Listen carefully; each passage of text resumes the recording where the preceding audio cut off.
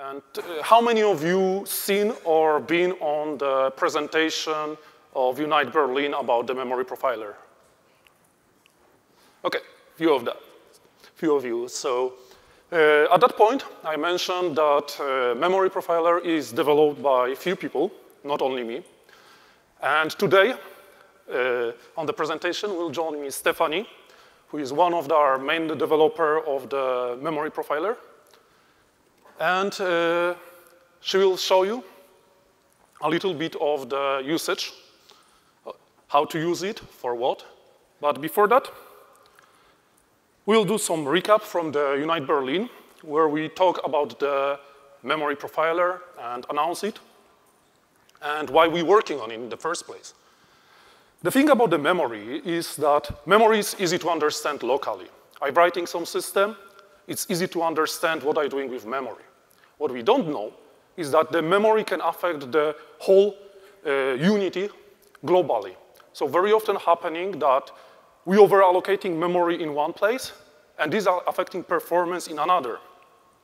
And most of the allocators that are using the unity are shared between the system. So there is a lot of connected things into the memory usage, which, to say the truth, I personally don't fully understand. So I work for already almost 2 years in Unity. I'm working mostly on the memory, and I don't know about the memory. And I'm learning all the time new things, and in meantime of developing of the memory profiler, we found a lot of things that none of us understood, and we need to reach to other people so they tell us why things are the way how it is. And this is memory profiler, where it's coming, and what we want to achieve with it. This is the tool for us to investigate what's happening with the memory in the Unity. But because we're creating this cool tool, it would be shame not to share with the users, which have exactly the same problems as we have. So the memory profiler will allow you to investigate the C# memory and the C++ memory. This will be really useful later when entity component system will be used by a lot of people. It will allow you to investigate the relationship between the object that you're allocating.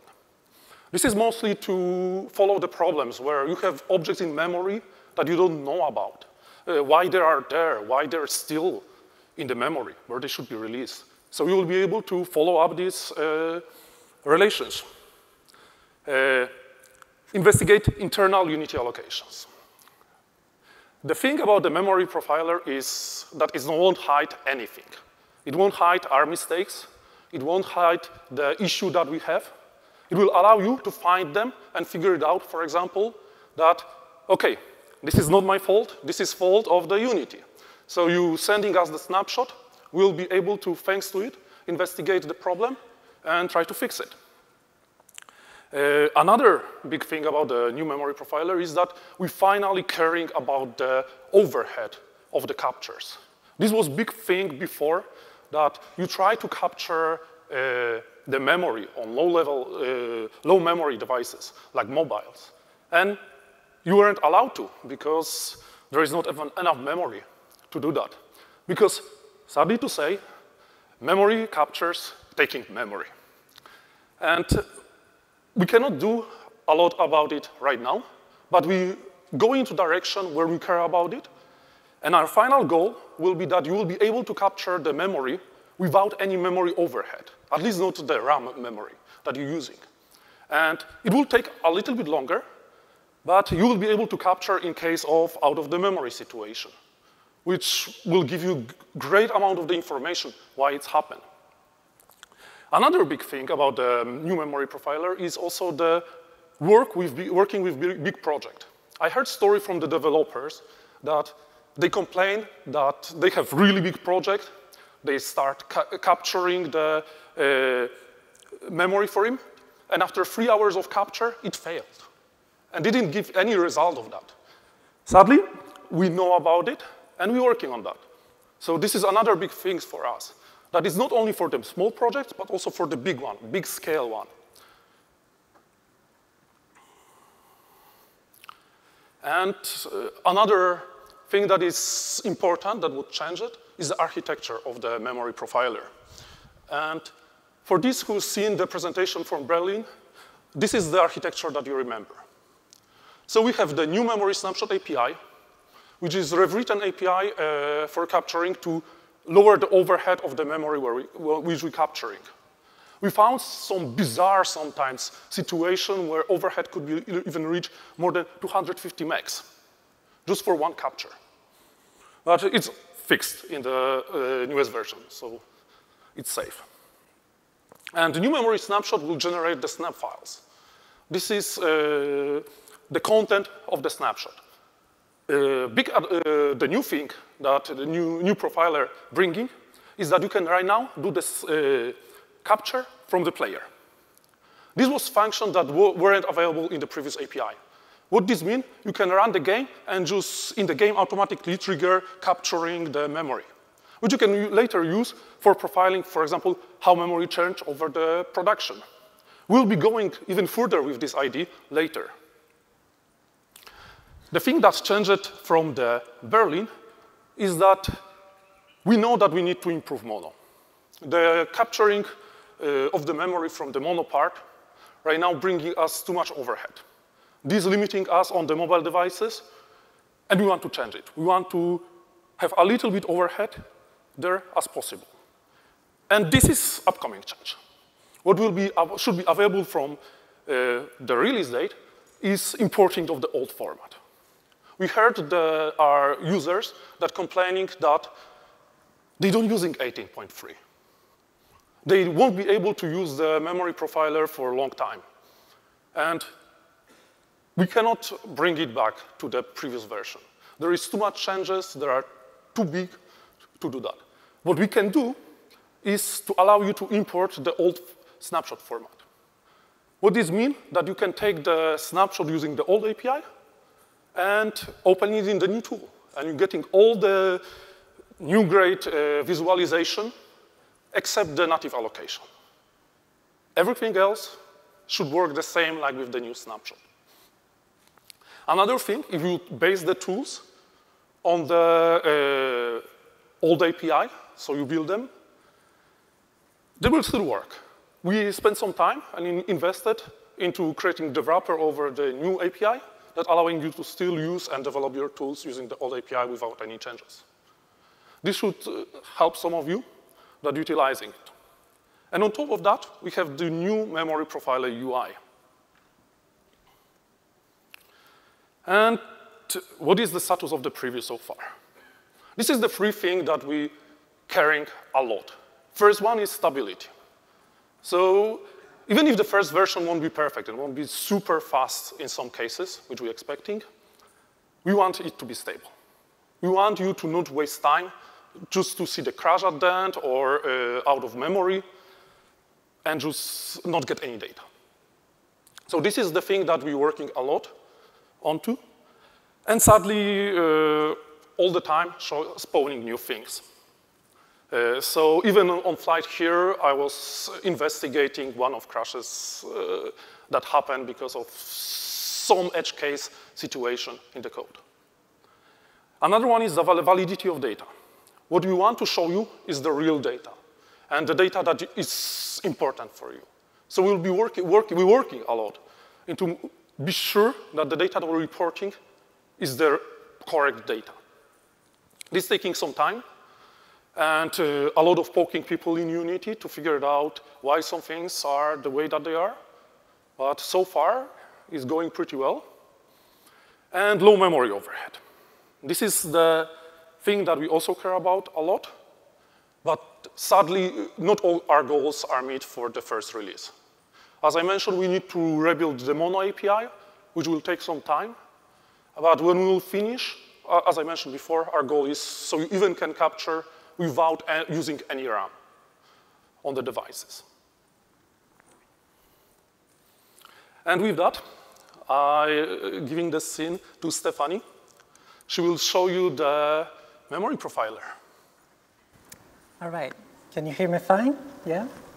Right? So I'm going to show you a live demo of the memory profiler as it stands right now. So keep in mind that most of what you're going to see is subject to change. And I'm not going to go in depth into showing you how it works, but I'm only going to focus on use cases. So imagine I'm an indie developer working on the next bit hit. So of course, I'm going to make a game about a cat. And I got a cat from the asset store, really standard asset. I've added some collider, a rigid body, some script to it. I have a meow object, which is basically a billboard.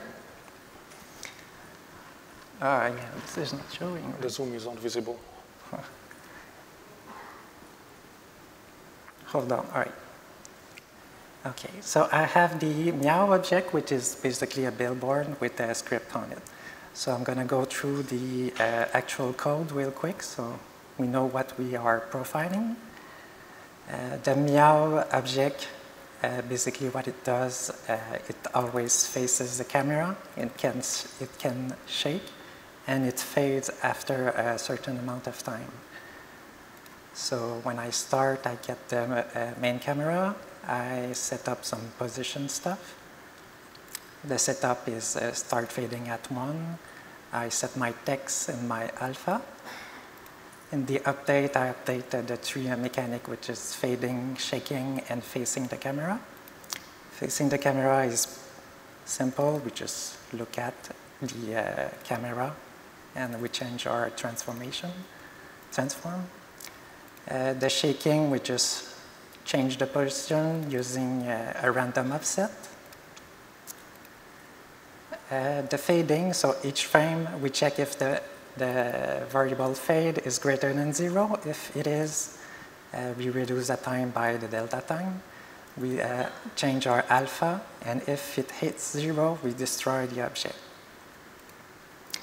And then setting the position is just changing the position on the transform, and we make sure the billboard is offset up so it's not hiding the cat. And the rest is basically just setting alpha and text on all our text mesh. All right, and for the cat, which is called, there's a script called My Little Cat.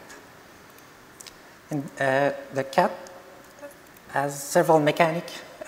One of them is it meows every certain amount of time. So there's a few variables to know when it's time to meow, how many time we need to meow, and all that stuff is handled with those variables here.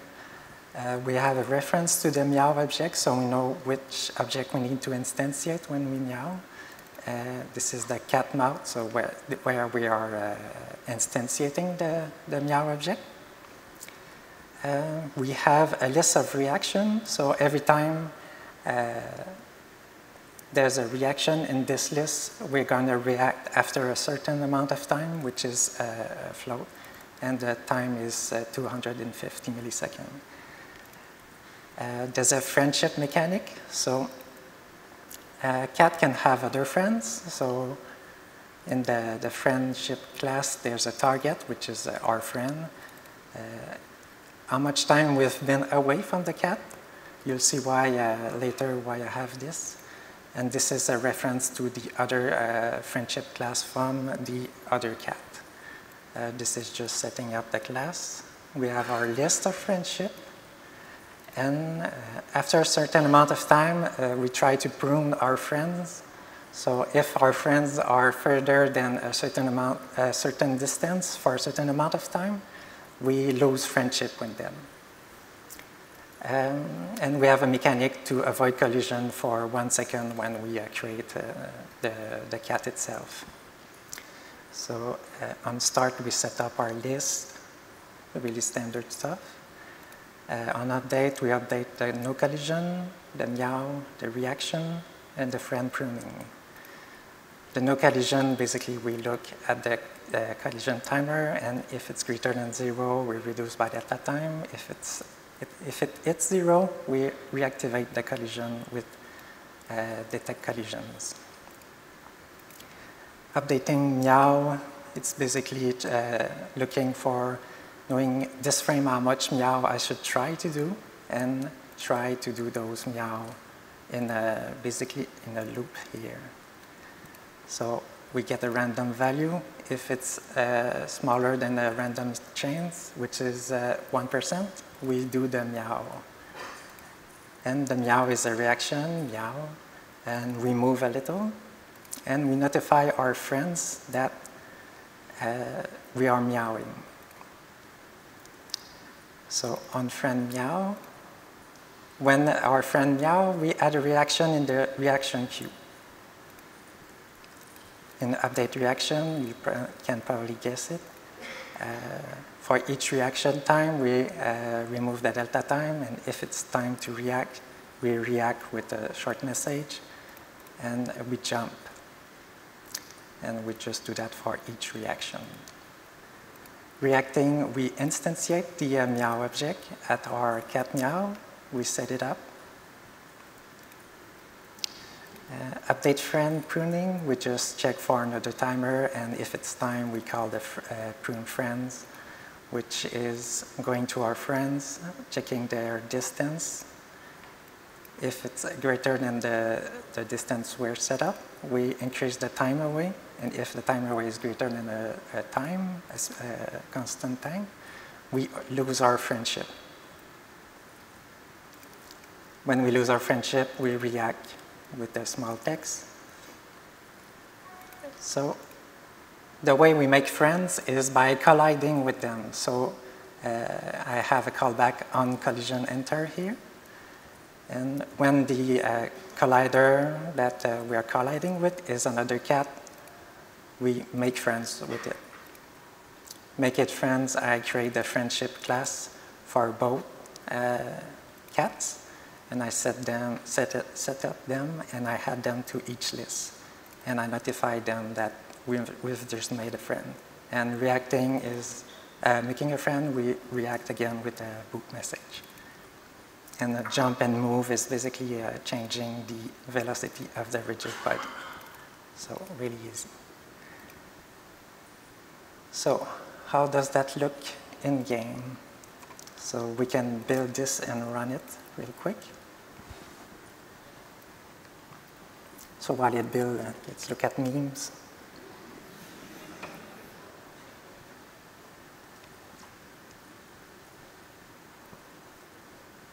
Okay. Realistic cat simulator. So let's get some cats. Let's get some more.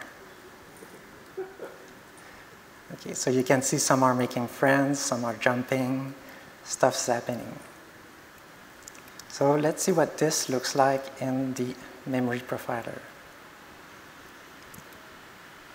So let's take a capture. Let's open it.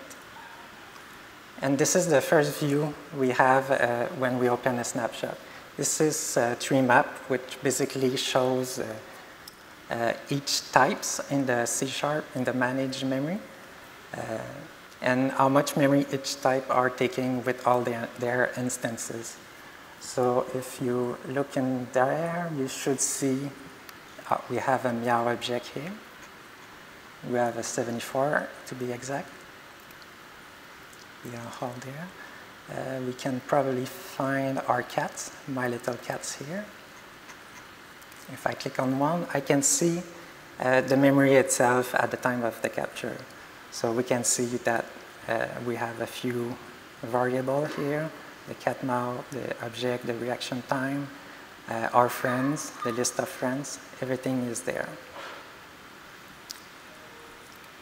And you can see the list of friends. So this one has no friends, so a bit sad, but that's life. So we have a view here, which is the list of all the managed objects in the memory. And you can group them here, or you can sort as you wish. And you can also look for a specific string. So if I want to look for my cats, my little cat, so I have all my cat here. So let's take this one. And we can see this one has multiple friends. So as you can see here, the friend target is all the same for this one. So looks like something is wrong here. So just make sure it's not the same, only happening for this cat. We can do something like friendship, like this. So we have all the lists of friendship that are in memory. So we can investigate them all. So we can see again here, we have duplicate entries. Again here, this one has no friend, all the same again. So obviously something is wrong in the code because we shouldn't create multiple friendship with the same cat. So if we look around, when we make friend, we don't look if we already have a friend with that cat. So obviously this is not what we want to do. So a quick fix would be to look in our friends, find a friend which the target is equal to the cat that we're trying to make a friendship with. So if you find one, we just return. So we avoid creating a second entry of friendship. So let's try that again.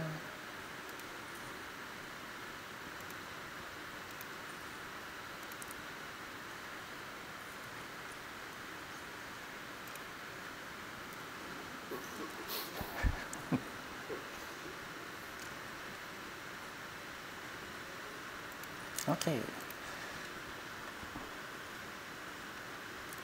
So let's test this. Let's get some cat.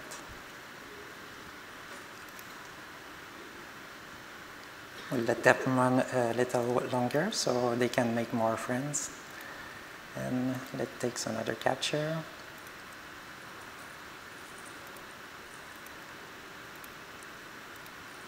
And look for the friendship again. Oops.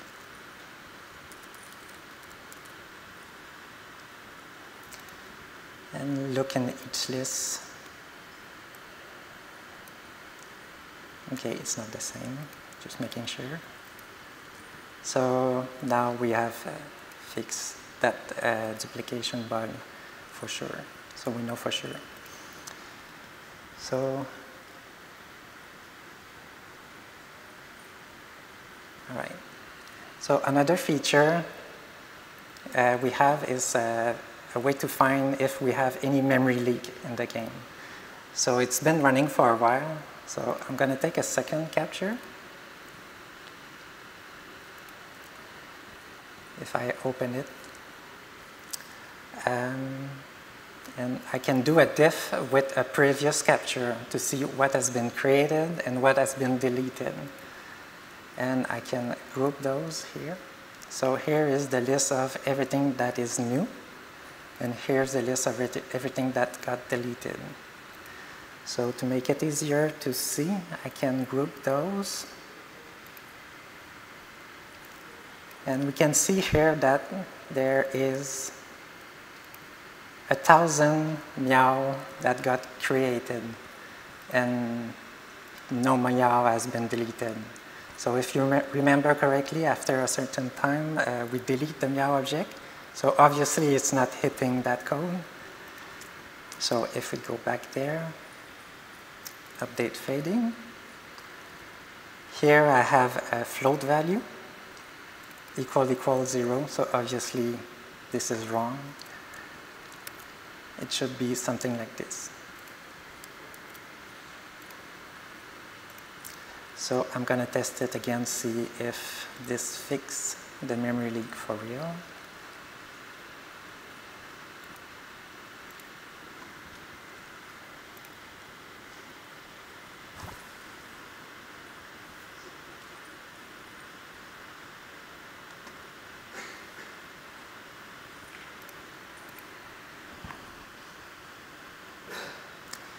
Okay, so let's try, whoa. Okay, we have a lot of cat. So let's take our first capture. Then we wait for a while again. Well, that should be fine. Let's take a second capture. And I'm going to close this.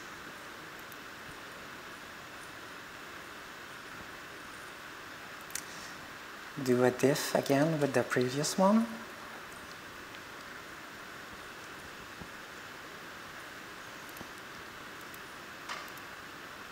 And I'm going to group them again by name. So we see here that there are 261 meow that got deleted, that got created, I mean. And here are 144 that got deleted. So we know they got deleted, but there are still more here than there. So we could try to take another capture to make sure, but at least we know that they are getting deleted. But of course, as you can see, we are creating a lot and we're deleting a lot, so it's not really optimal that way. If we could just reuse them, it would be even better. So instead of destroying them, we could just reuse them. So I'm not going to destroy them anymore. And instead, I'm going to, when we react, I'm going to create a cache object instead.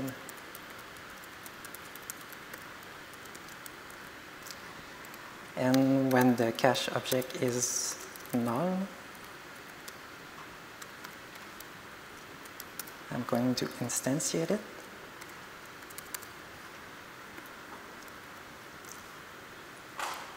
And set it up every time. So this looks fine. Okay, so we're not deleting it anymore. Okay, so let's try that again.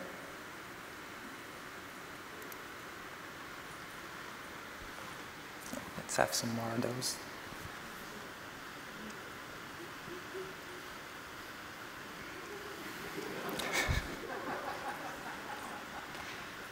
Okay. So let's do this again. All right. So as you can see already, it's faster because it's not creating those objects all the time, supposedly. So let's make sure that we're not. Okay, let's take our first capture. Just wait a while. Again. Okay, that should be fine. Take another one. Open and diff again.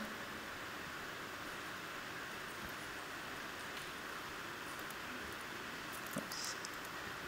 Group.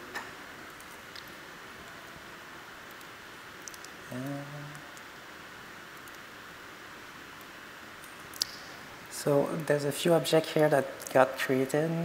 Okay, so those are friendships, so that's fine. We know that we'll create those.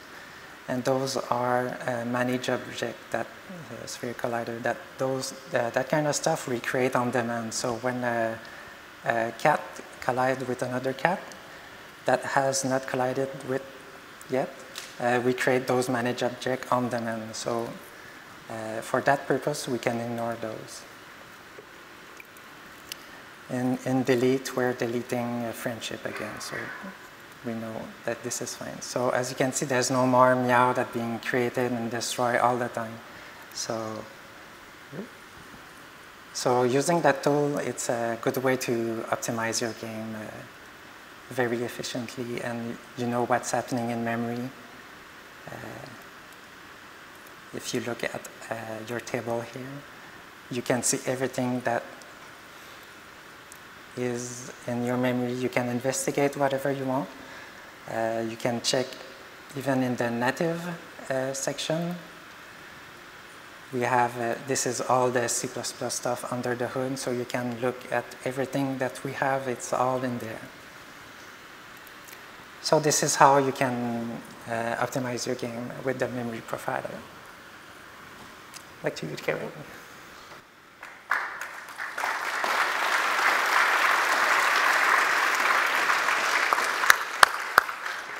I need to say that I'm like you guys, seeing this demo for the first time, and I'm not joking here, and I need to say that Stefan is really into the cats. But yeah, this is a small portion of what you can really do with the memory profiler. It's really hard to show in the limited time and in easy way to understand what you can do there. And I'm sure that a lot of you will do a lot more crazy stuff and will find a lot more crazy stuff in your code and sadly probably in ours, but this is how it's life. So for you guys, it will be available in 18.3. This will be preview. So this is not a final product. It has some flaws. It has some problems, which we'll be working on, and we'll be trying to have the version on 18.3, or have all the features that the next revision will have. But it's already fully functional. So better have it in the form that it is than not having it at all.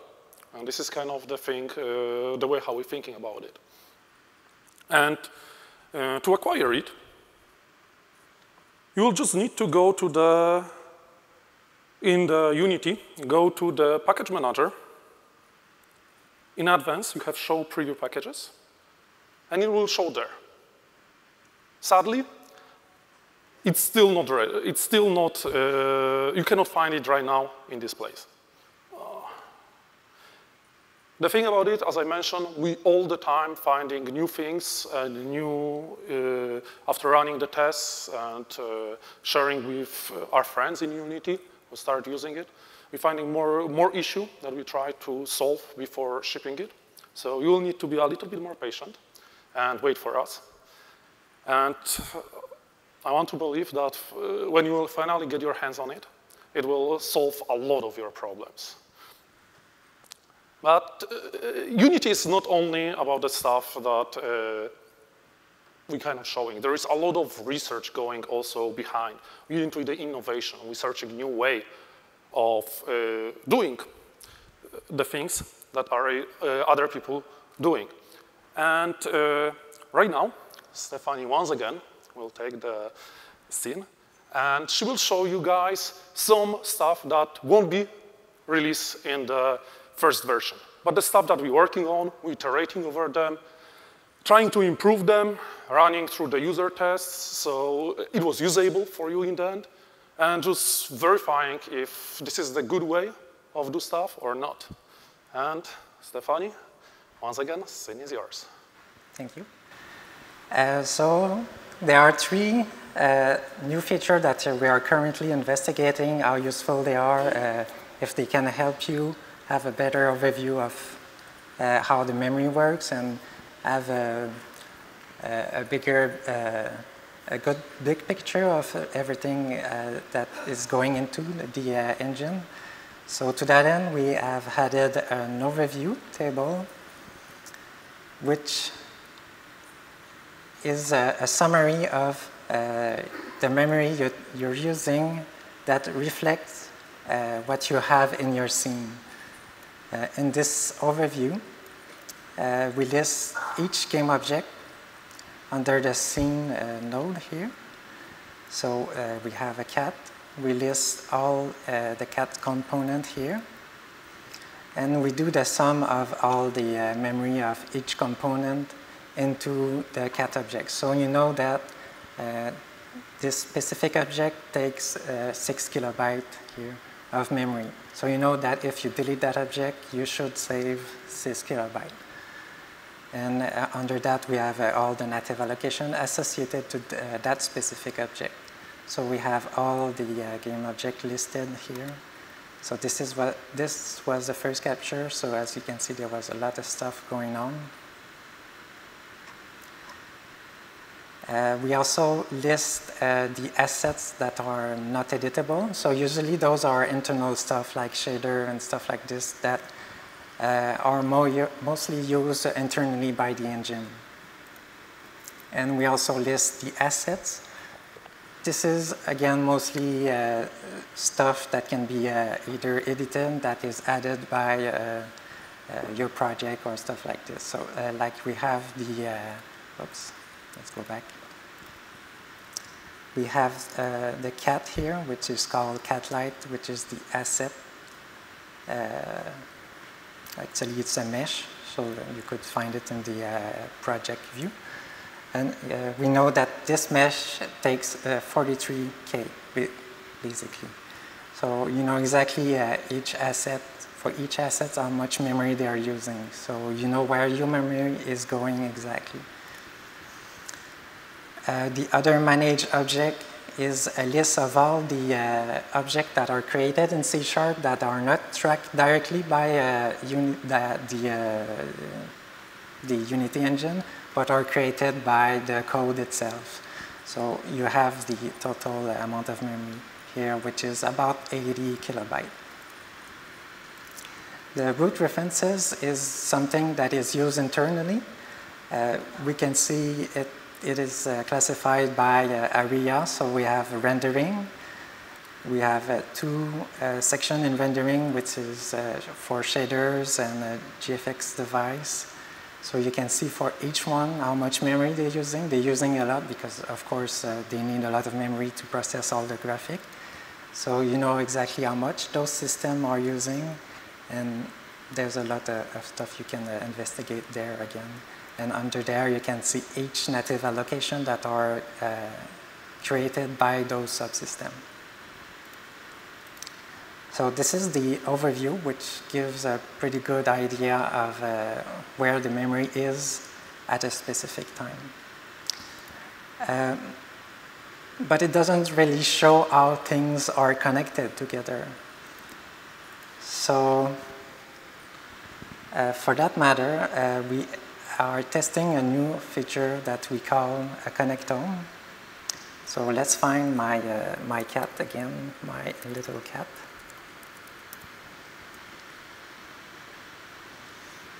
All right, my cat. Okay, let's take this one for instance. So we have here a connectome, which is basically a node with a connection between them. So we can see this is our object called my little cat that is 80 bytes. And we can see everything that is connected to. So if you remember correctly, we had a reference to the rigid body, the list of friendship, which is here. We have a list of single, which was the list of reaction. We have a reference to the cat mouth transform as well. And we have a reference to the meow object that we wanted to create. And we can navigate through to the list like this. So this cat doesn't have any friends, so it's not a great example. So let's try to find another one. Maybe this one has? No. This one has only one. No, sorry. Okay.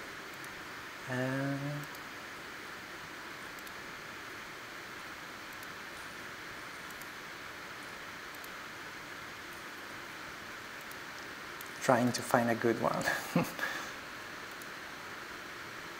Okay, let's just use this one here.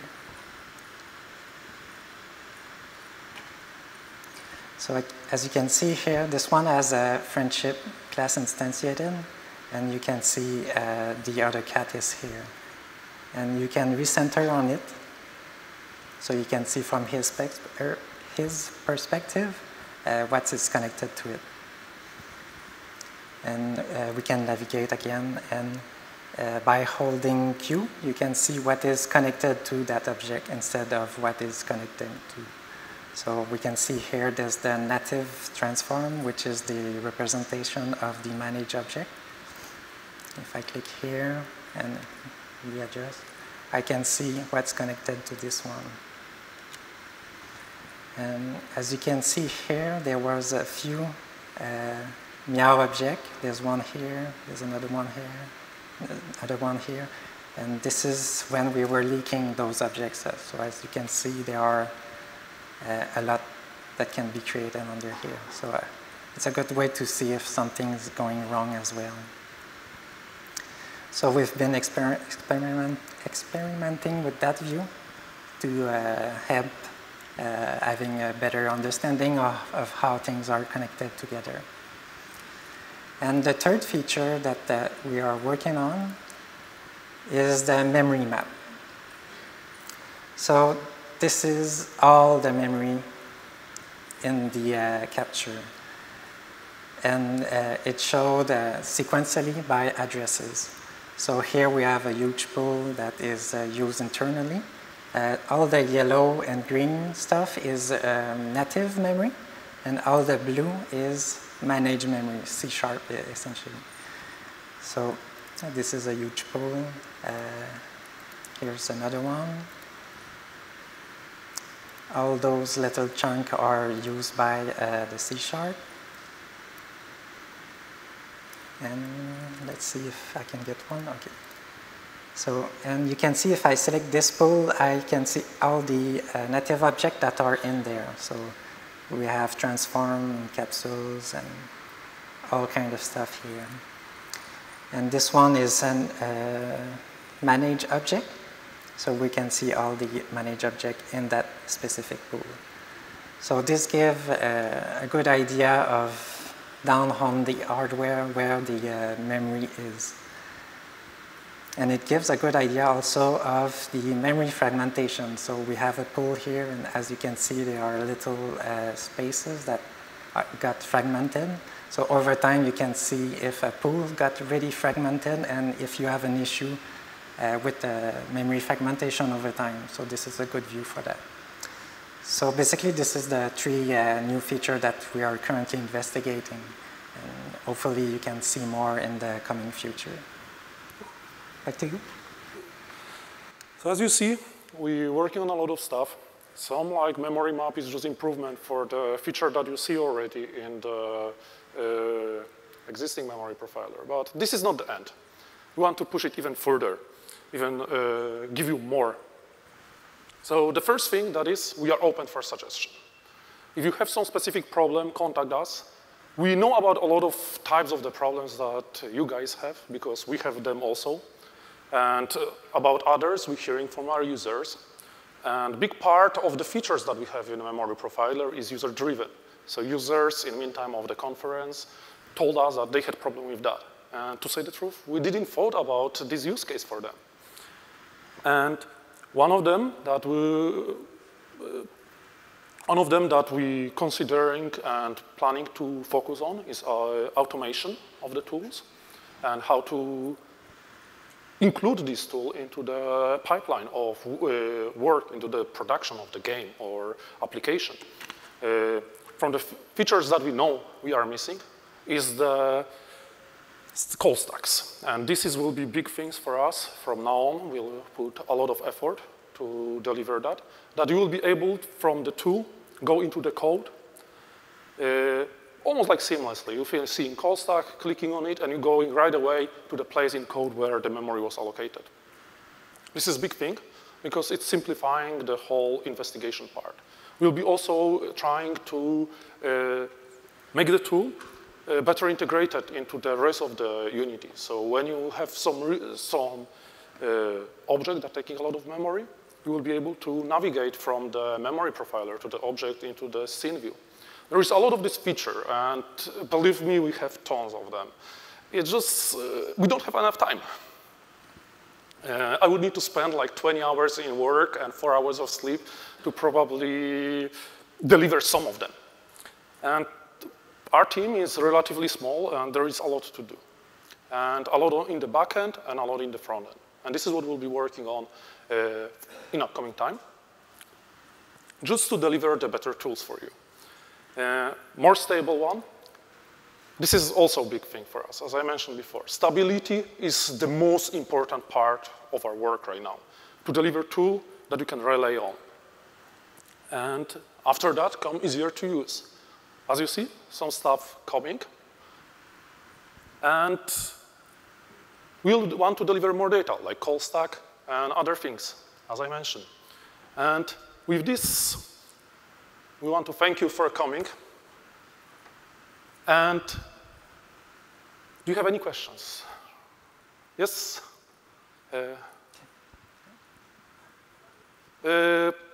Yes, I think microphone.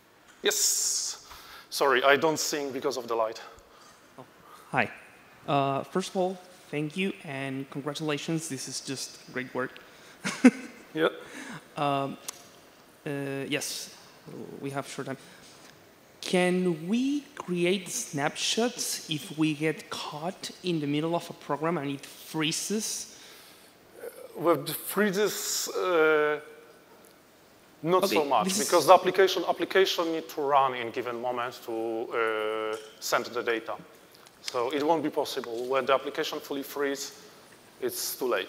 Okay, I say freeze in terms of, okay, let's say we have a loop and it's in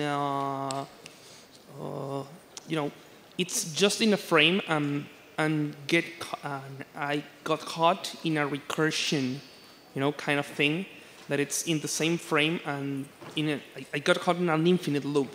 Can I take a snapshot there or not yet? You probably can take the snapshot there. You should be able, but we will need to check from case to case. It's really hard to say. Okay, I'll wait and check it out. Thank you very much. Yep.